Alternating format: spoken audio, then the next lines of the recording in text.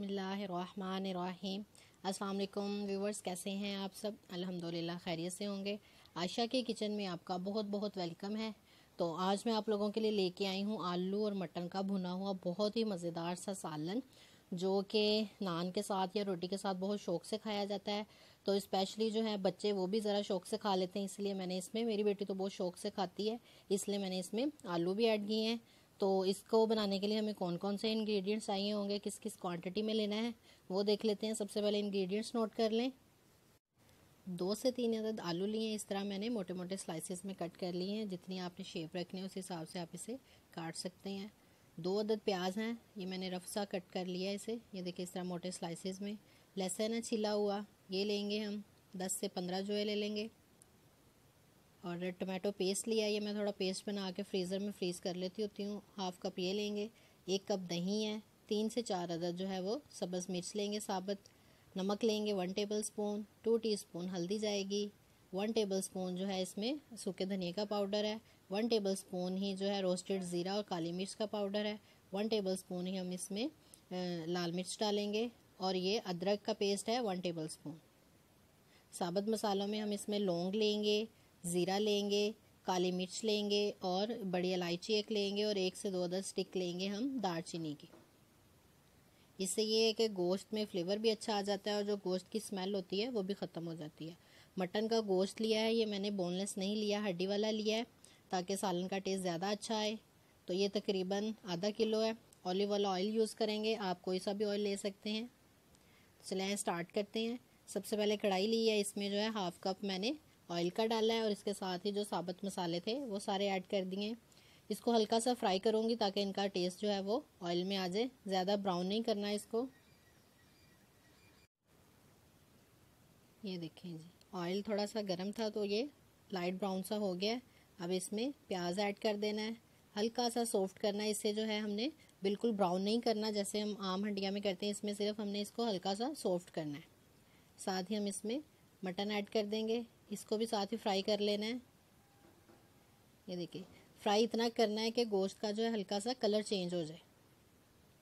लहसुन ऐड कर देंगे,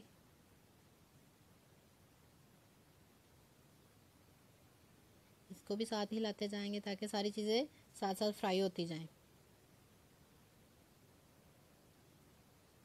प्याज हल्का सा सॉफ्ट हुआ था, आप देख रहे होंगे कि गोश्त का कलर चेंज होना स्टार्ट हो गया है। ये देखिए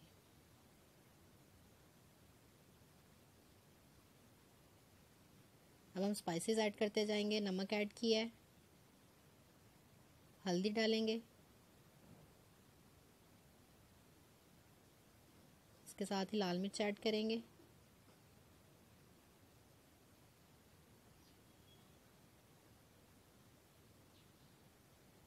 अदरक का पेस्ट था ये भी साथ ही ऐड कर देंगे और इसको अच्छी तरह से मिक्स कर देंगे ताकि जो ये मिर्च और इसका टेस्ट है कच्चा कच्चा ना रहे, अदरक भी साथ ही फ्राई हो जाए।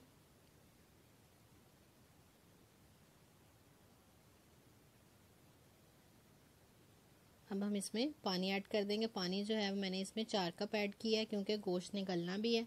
आप चाहें तो कुकर का इस्तेमाल भी कर सकते हैं। ये देखिए मैंने जो है 4 कप पानी ऐड कर दिया है, इसको इस तरह हिला के मिक्स कर दिया है। अब मैं इसे कवर कर दूंगी। तकरीबन ये कढ़ाई में अगर हम करेंगे तो ये 35 से 40 मिनट लेगा गलने में, और अगर हम कुकर का इस्तेमाल करते हैं तो 15 से 20 मिनट में ये गल जाता है। ये देखें जी गोश्त जो है वो अच्छी तरह गल गया है। थोड़ा सा पानी है, आग हम थोड़ी तेज़ कर देंगे।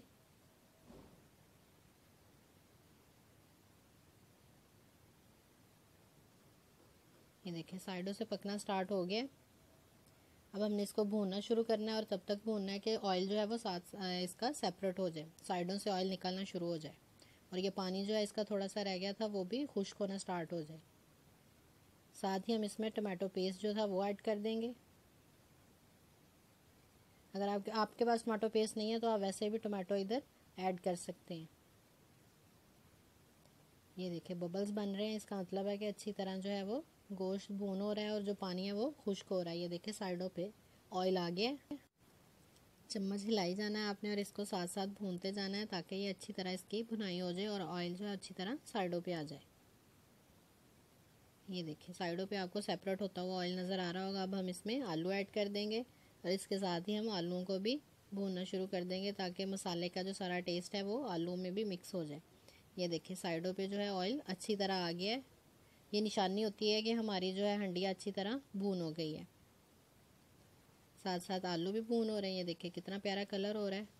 अब हम जाके इसमें ऐड करेंगे दही। पहले मैंने आलूओं को अच्छी तरह भूना है, बाद में दही ऐड किया। अगर हम दही पहले ऐड कर ले तो आलूओं ने गलने में बहुत ज़्यादा टाइम लेना था। ये देखिए जो दही ने पानी छोड़ा था वो भी खुश्क हो गया और दोबारा से ऑयल आ गया है। अब हम इसमें सब्ज़ मिर्च ऐड कर देंगे साबुत वाली। सूखा धनिया पाउडर है वो भी ऐड कर देंगे। और जो गरम मसाला था, रोस्टेड ज़ीरा और काली मिर्च का मसाला, मैंने वो भी ऐड कर दिया है। ये देखिए साइडों पे जो है ऑयल अच्छी तरह आ गया था। अब हम क्या करेंगे, इसे 10 से 15 मिनट के लिए कवर कर देंगे ताकि आलू जो हैं वो अच्छी तरह गल जाएं। 15 मिनट हो चुके हैं। ये देखिए मैं आपको फाइनल लुक दिखाई है। मैंने इसे बाउल में निकाल लिया है। माशाल्लाह अल्हम्दुलिल्लाह बहुत ही मज़ेदार सा आलू और मटन का भुना हुआ सालन जो है वो रेडी है। इस तरीके से बनाइएगा, घर में ज़रूर ट्राई कीजिएगा। और किस तरह का बना है नीचे कमेंट्स में फ़ीडबैक देना मत भूलिएगा। जब आप फ़ीडबैक देते हैं तो थोड़ी मोटिवेशन होती है कि आप लोग मेरी वीडियोस देख रहे हैं और मेरी रेसिपीज़ को घर में ट्राई कर रहे हैं। तो मेरी इस वीडियो को भी लाइक करें। अगर आप न्यू व्यूवर्स हैं तो मेरे चैनल को सब्सक्राइब करें, साथ बेल आइकन है उसे ज़रूर प्रेस करें। नीचे डिस्क्रिप्शन में फेसबुक लिंक है उसे भी लाइक करें, इंस्टाग्राम पेज लिंक है उसे भी लाइक करें। अगर कोई और रेसिपी सीखना चाहते हैं तो नीचे कमेंट्स में बताएं। इंशाल्लाह ताला एक नई रेसिपी के साथ, एक नए तरीके के साथ दोबारा हाजिर होंगी। अल्लाह हाफिज़।